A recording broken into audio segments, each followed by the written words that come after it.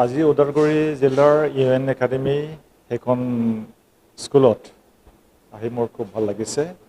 Bodo education ট্ৰাষ্টে organise কৰা আৰু উদলগুৰি জিলা ইউএন একাডেমি এক্সাম বোৰ্ড তেখেতসকলে প্ৰত্যেক বছৰতে এটা ফেলিচিটেশ্যন প্ৰগ্ৰাম টিচাৰ্ছ ট্ৰেইনিং এনেকুৱা কাৰ্যসূচী লৈ আহিছে। আজিৰ দিনতো মই তেখেতসকলৰ প্ৰগ্ৰামত আহি প্ৰথমতে ৰাতিপুৱাৰ ছেছনত টিচাৰসকলৰ লগত এটা ইণ্টাৰেকশ্যন মই কৰিবলৈ পাইছোঁ আৰু টিচাৰসকলক মই এটা টিচিং মেথড টিচিং টেকন'লজিৰ ওপৰত মোৰ যি আইডিয়া এইটো মই শ্বেয়াৰ কৰিছোঁ। আৰু এতিয়া ফেলিচিটেশ্যন প্ৰগ্ৰাম ষ্টুডেণ্ট এম্পাৱাৰমেণ্ট প্ৰগ্ৰাম ইয়াতো মই চিফ গেষ্ট হৈ মই পাৰ্টিচিপেট কৰি আছোঁ। আজিৰ দিনত মই এইটোৱে ক'ম যে আমাৰ ছাত্ৰ ছাত্ৰী সকলোৱে ছাকচেছ হ'ব লাগে। কোনো ছাত্ৰই যাতে মেইন ট্ৰেকৰ পৰা ডাইভাৰ্ট নহয় সেইটোৱে আমি বিচাৰিছোঁ। আৰু সকলোৰ মনত উইন উইন মাইণ্ডছেট এইটো থাকিব লাগে আৰু চিপ মেণ্টেলিটি এইটো ইগন'ৰ কৰিব লাগে। আৰু উইন উইন মাইণ্ডছেটটো ডেভেলপ যদি কৰে তেতিয়াহ'লে সকলো ছাত্ৰ ছাত্ৰীয়ে ছাকচেছ হ'ব মই বিশ্বাস কৰোঁ। আজিৰ দিনত আমি সকলোৱে জানিব লাগিব এডমিশ্যনৰ ক্ষেত্ৰত, ৰিজাল্টৰ ক্ষেত্ৰত, চাকৰিৰ ক্ষেত্ৰত সকলো ক্ষেত্ৰতে কম্পিটিশ্যন, একদম হাই কম্পিটিশ্যন, টাফ কম্পিটিশ্যন। সকলো ছাত্ৰ ছাত্ৰীয়ে দিন ৰাতি পঢ়ে, হাই পাৰ্চেণ্টেজ পায় আৰু যাৰ পাৰ্চেণ্টেজ কম এডমিশ্যন পোৱাও মুস্কিল হয়, চাকৰি পোৱাও মুস্কিল হয়।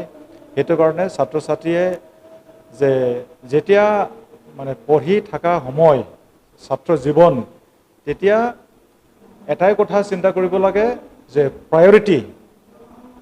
প্ৰায়ৰিটি অন কেৰিয়াৰ, মাত্ৰ কেৰিয়াৰটো প্ৰায়ৰিটি কৰিব লাগে, প্ৰায়ৰিটাইজ কৰিব লাগে।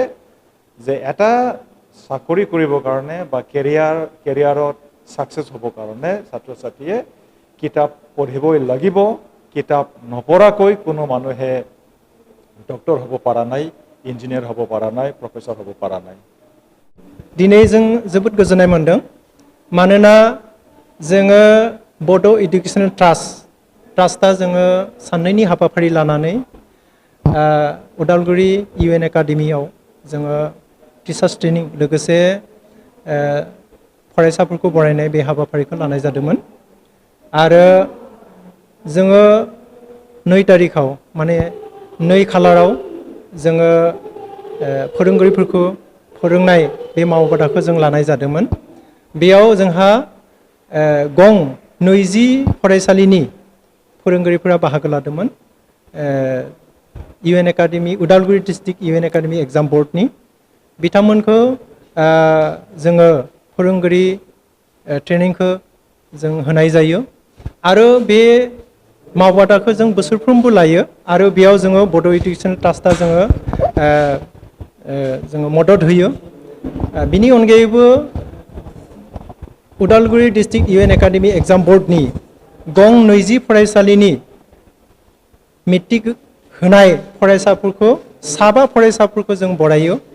आरो बे हाबाफारिया दिनै 3 जुलाइआव जोंहा जोबथा हाबाफारि हिसाबै जागासिनो दङ।